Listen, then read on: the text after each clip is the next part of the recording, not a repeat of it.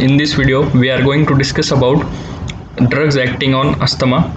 Before that, we will understand what exactly happens in asthma, because this mechanism will help to understand the drugs that are used in treatment of asthma.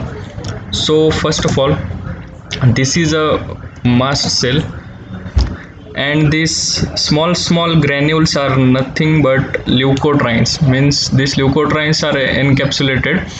This dark blue color is the covering for that leukotrienes. And as we know, on mast cell there are immunoglobulins, means IgE immunoglobulins are present. And when any foreign particles come and binds to IgE, there is degranulation of leukotrienes. Means these leukotrienes are now free, because before they were encapsulated within this thick layer. Now they are free from that encapsulation. This happened as soon as foreign particle or antigen binds to IgE. In one of our video of biotechnology, we have seen that on mast cell IgE is present.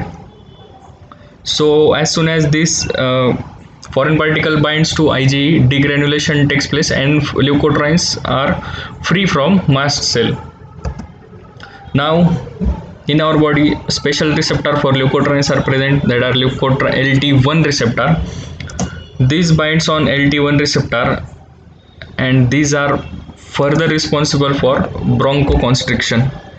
And as we know, the main means whenever we say asthma, the first line comes is that is there is constriction of bronchioles, and that patient is unable to breathe normally. So this is overall mechanism. Means first of all, mast cell, within the mast cell are leukotrienes which are encapsulated within the thick outer membrane.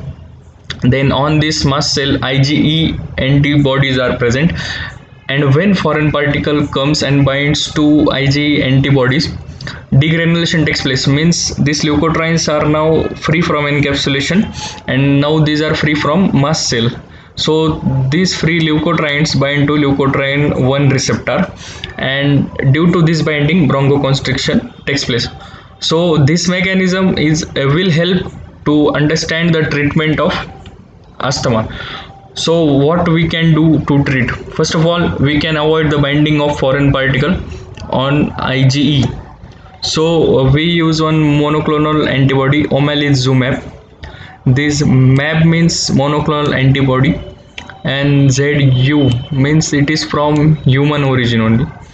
So means this omalizumab will inhibits the binding of foreign particle on IgE antibodies, and hence further sequences or further process will be stopped.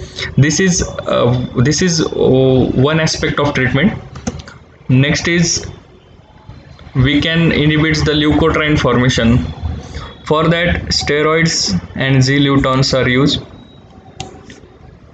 Then this is a second aspect, but we can see that omalizumab is monoclonal antibody, so it is little bit costly, so it is not that much preferred.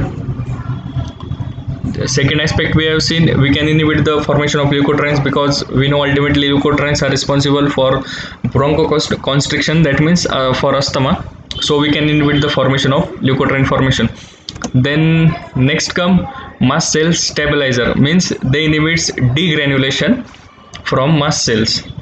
So in this the drugs are chromoglycate. It is present in the form of salt, of sodium salt.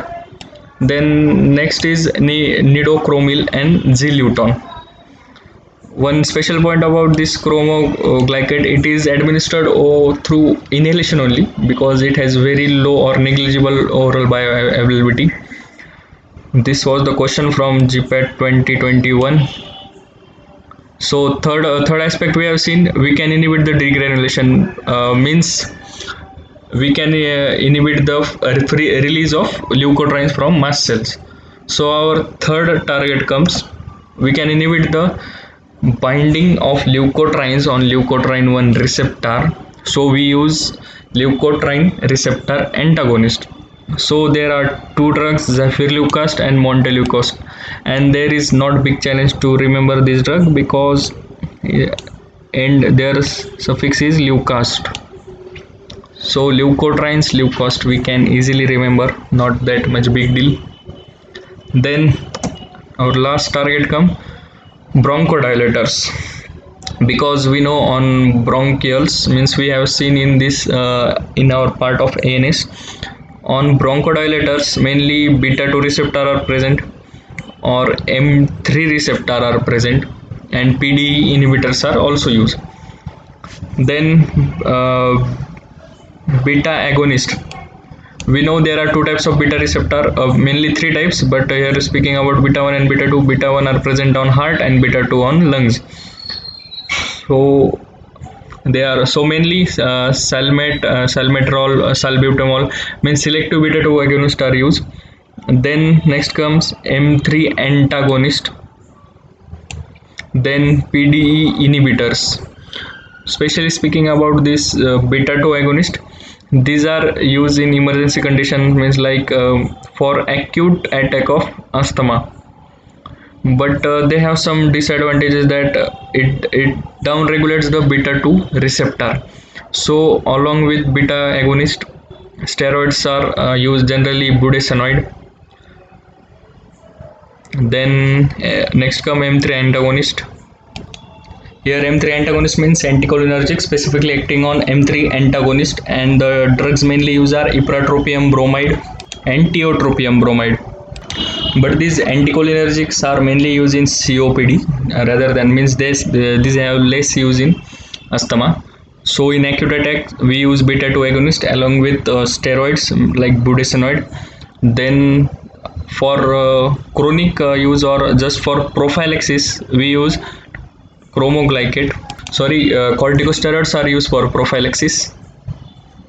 Then in beta 2 agonist also there are many conditions, like long acting beta 2 agonist are preferred, like salmeterol or formoterol, means mainly this long acting beta 2 agonist. If we observe the spelling of that beta 2 agonist, these will include metro